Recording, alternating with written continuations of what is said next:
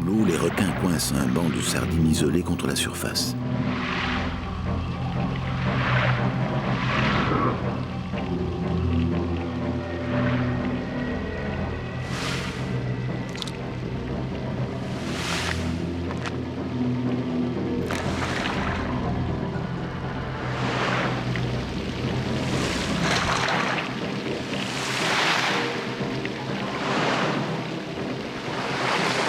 Les frégates doivent se glisser sans trop se mouiller entre les dents de requin et les éclaboussures ensanglantées pour capturer une proie.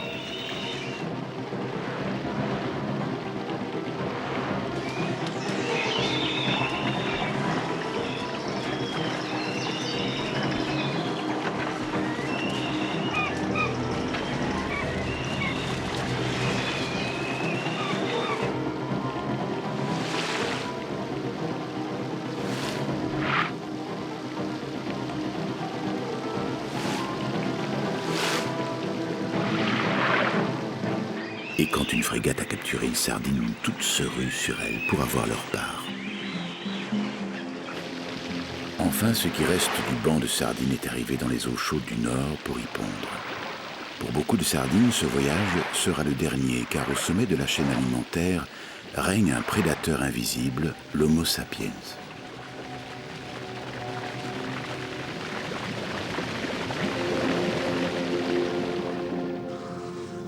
Les eaux trop chaudes, le stress créé par les prédateurs, l'asphyxie due à leur formation compacte ont fait des dégâts collatéraux.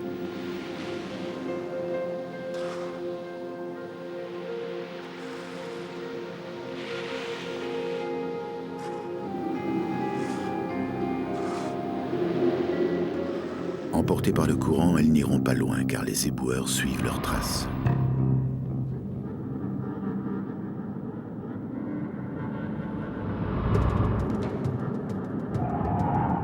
Les nettoyeurs des mers s'acharnent à vider chaque récif, chaque anfractuosité. Ils sont tellement excités et surmenés qu'ils en deviennent maladroits.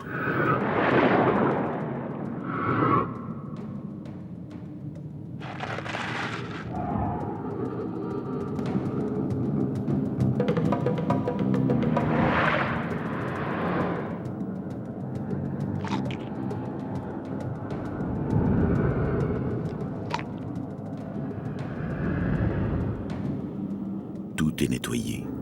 Grâce aux requins, la mer restera toujours propre.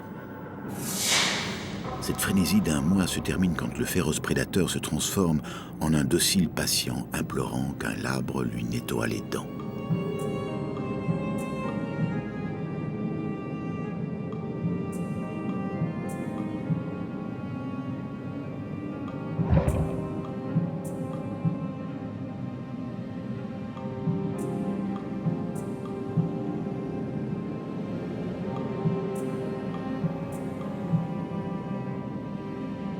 Son corps est tellement tendu au-dessus du récif qu'il en oublie de nager et risque de couler.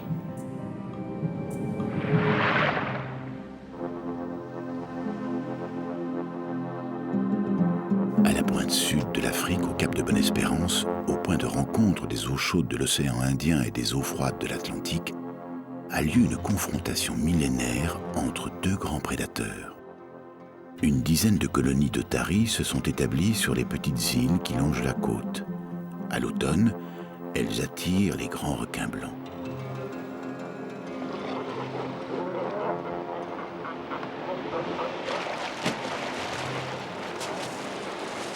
Apparemment peu soucieux de leur présence, les otaries passent leur journée à s'ébattre dans le kelp.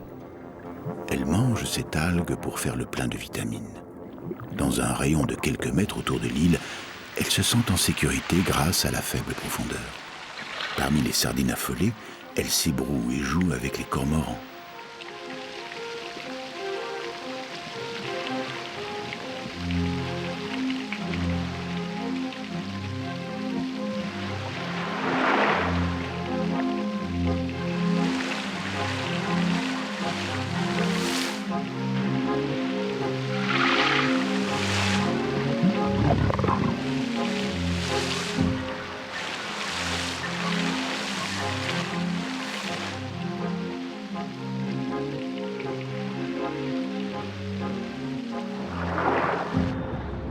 quelques mètres de là, les grands requins blancs patrouillent, attendant que, prise par le jeu, l'otarie commette une erreur.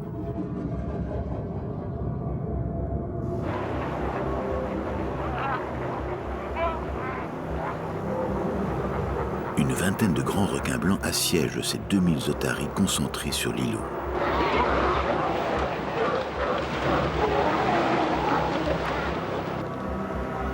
L'île est une forteresse entourée d'un cercle de mort.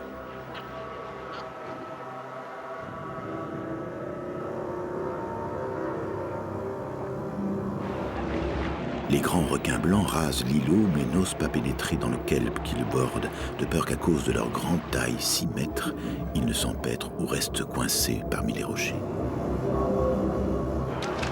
Depuis les millénaires, ce prédateur et ses proies nagent face à face.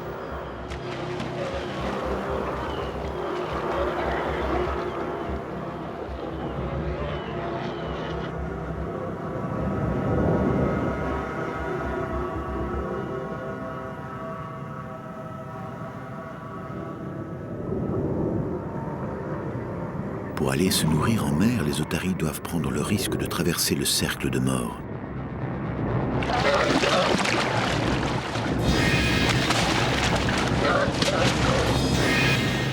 L'otarie est bousculée, mais comme cela se passe une fois sur deux, elle réussit à s'échapper grâce à son agilité. Les otaries rescapées foncent alors sur le banc de sardines, dont quelques fragments survivants sont redescendus du nord.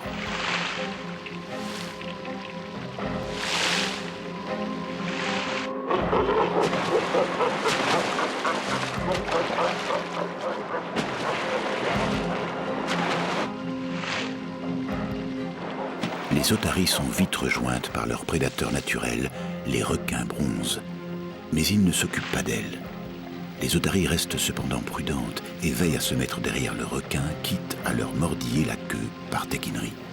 Le festin terminé, elles doivent de nouveau traverser le cercle de mort pour regagner leur île.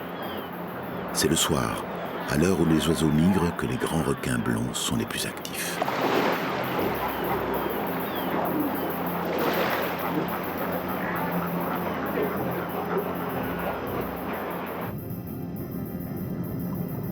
De leur côté, les otaries, épuisées par leur longue route, sont moins vigilantes.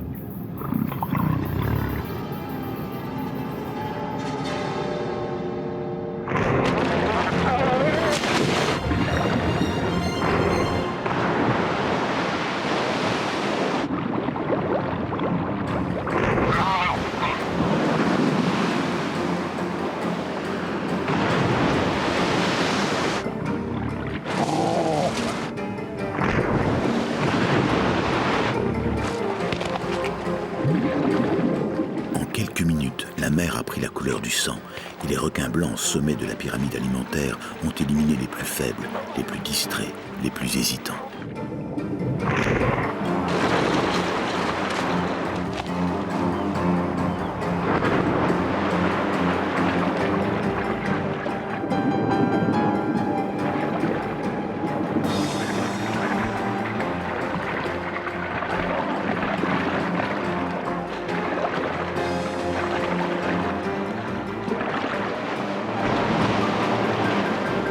Durant des millénaires, chaque animal a opéré à son niveau une sélection naturelle parmi ses proies. Il a permis à son espèce de ne reproduire que ses meilleurs éléments pour qu'elle puisse survivre, évoluer, s'adapter et se fortifier. Sous la mer, comme sur la terre, celui qui ne s'adapte pas disparaît.